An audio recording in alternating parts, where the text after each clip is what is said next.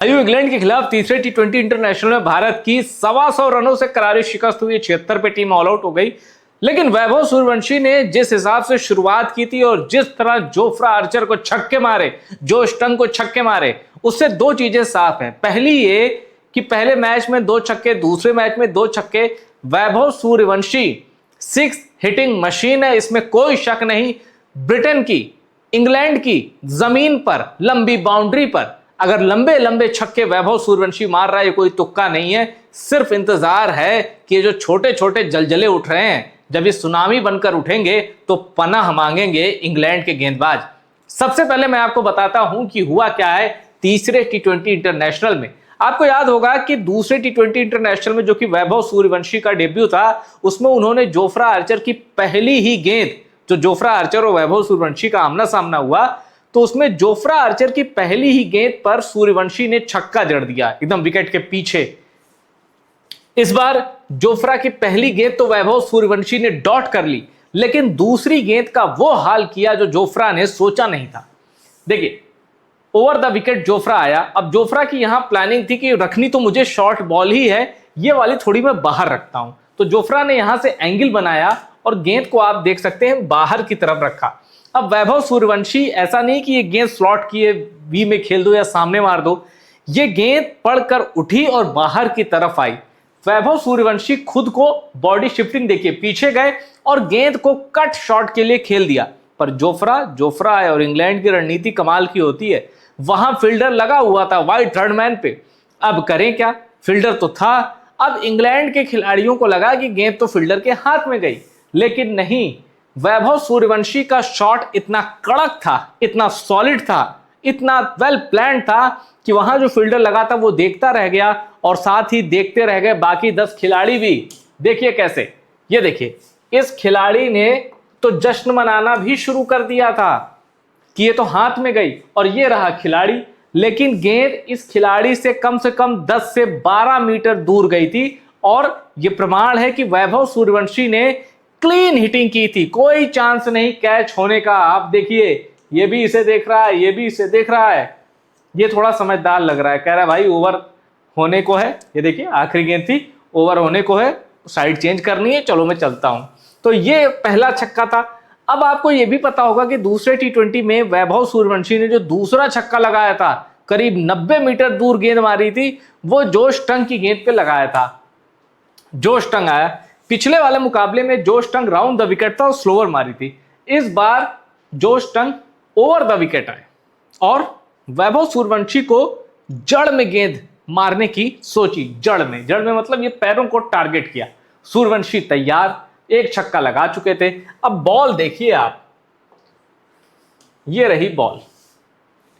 सूर्यवंशी का high backlift ball के नीचे आता है और देखिए, इस गेंद को सूर्यवंशी मिड विकेट की दिशा में खेल देते हैं और ये बहुत प्रॉपर कनेक्ट नहीं हुआ था। सूर्यवंशी का बैट मुड़ गया था, लेकिन चूंकि पावर जनरेट हुई थी लेग साइड पर, इसलिए वो गेंद दूर तक गई। और ये देखिए, कमाल का बैलेंस सूर्यवंशी का, ये पैर अभी भी उठा हुआ है और जबकि ये शॉट मिड विकेट की दिशा में खेला था। जोश टंग बस देखता रह गया और ये गेंद छक्के के लिए गई। ये भी तो 2 लंबे लंबे छक्के सूर्यवंशी ने मारे, सेम एक जोफ्रा को, जैसे उन्होंने दूसरे टी20 में मारा था जोफ्रा को और फिर जोश टंग को।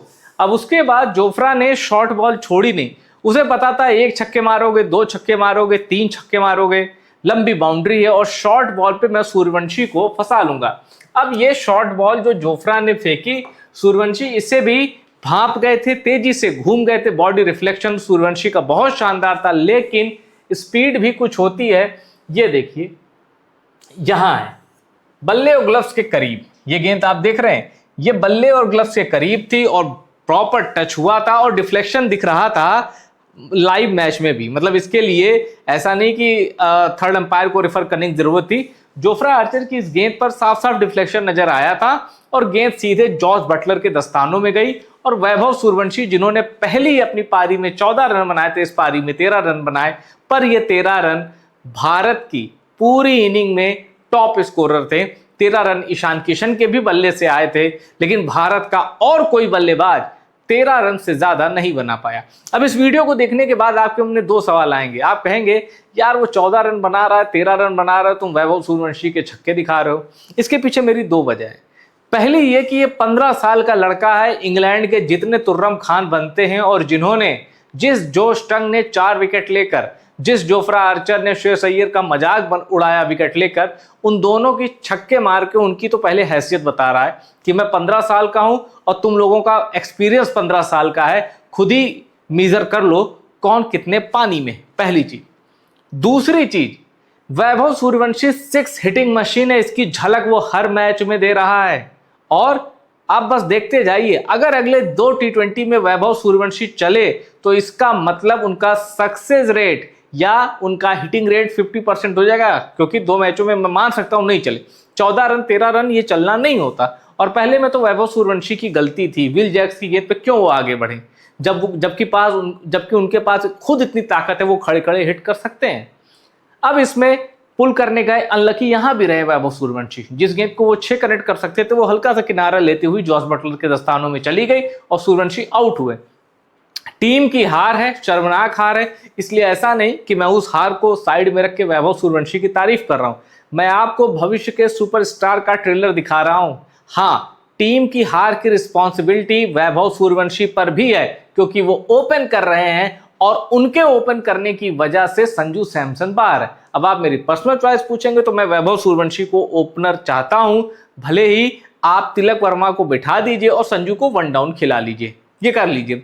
तिलक वर्मा लगातार निराश कर रहे हैं, 50 भी मारते हैं तो 40 से ज्यादा गेंदें वो खेल लेते हैं। उनकी धीरी पारी टीम के लिए बहुत बड़ा सिरदर्द है और एशिया कप की जीत, उसके लिए तिलक वर्मा को मैं सैल्यूट करता हूं पाकिस्तान के खिलाफ। लेकिन सवाल है कब तक आपको ढोया जाएगा। सूर्या ने भी 2024 का T20 वर्ल्ड कप कैच लेकर जिताया था, 2 साल उनको ढोया गया, अब उनको भी विदा कर दिया गया। आपको कब तक टीम ढोएगी। 10 गेंदों में 3 रन, 11 गेंदों में 3 रन आपने बनाया इस मैच में। मैं तिलक वर्मा को बोल रहा हूं, आप जल्दी कुछ बड़ी पारी खेलिए, वरना आप भी बाहर जा सकते हैं। और ये टीम इंडिया है, वाइस कैप्टन के पर सबसे पहले कतरे जाते हैं। जो भी वाइस कैप्टन बना भैया उसका काम हो गया। इसलिए तिलक वर्मा जी थोड़ा सावधान। हार्दिक पांड्या, अक्षर पटेल का हाल देख लीजिए, वाइस कैप्टन बने थे, कहाँ है पता नहीं चल रहा। हार्दिक पांड्या वाइस कैप्टन बने थे, गायब। बापू से कब कैसे ये वाइस कैप्टनशिप इनसे छीन ली गई, हवा नहीं लगी। तो आप भी अगर नहीं चले तो आपसे भी ये छीना तो जाएगा ही, टीम में भी नहीं दिखेंगे। एक से एक लड़के तैयार हैं आपको रिप्लेस करने के लिए। तो फिलहाल ये वैभव सूर्यवंशी, इनको चांस मिलना चाहिए, प्रॉपर मिलना चाहिए, कम से कम 5-6 T20 लगातार देने चाहिए। उसके बाद आप कुछ वैभव सूर्यवंशी के बारे में जज करिएगा। खुल के कहूं, ये सीरीज खिलाओ, जिम्बाब्वे सीरीज खिलाओ जो कि इसी महीने है, मंथ के लास्ट में। उसके बाद वैभव सूर्यवंशी के बारे में मूल्यांकन करिए। कुछ लोग वैभव सूर्यवंशी को जनरेशनल टैलेंट कहते हैं। भाई जनरेशन देखती है सर टैलेंट। मैंने जितना क्रिकेट देखा है या मैं जितना क्रिकेट जानता हूं, जो भी मेरी समझ है, वैभव सूर्यवंशी जैसा खिलाड़ी क्रिकेट के इतिहास में पैदा नहीं हुआ है। जनरेशनल टैलेंट कहना इनके टैलेंट को छोटा करना है, क्योंकि जनरेशनल टैलेंट एक जनरेशन में तो आ जाता है, लेकिन वैभव सूर्यवंशी जनरेशन से परे हैं। क्रिकेट के अभी तक जितनी जनरेशन बीती है, 149 साल के क्रिकेट के इतिहास में ऐसा सूरमा कभी नहीं आया था। इसलिए मैं थोड़ा सा पूर्वाग्रह भी आप कह सकते हैं मेरा वैभव सूर्यवंशी के प्रति है, लेकिन कोशिश करूंगा कि मैं अगर आपको वैभव सूर्यवंशी पर कोई रिपोर्ट दिखाऊं तो उसमें मेरा पूर्वाग्रह ना झलके। फिलहाल इस वीडियो में इतना ही। वीडियो पसंद आया शेयर करिए और टॉप सीक्रेट स्पोर्ट्स को सब्सक्राइब जरूर करिएगा।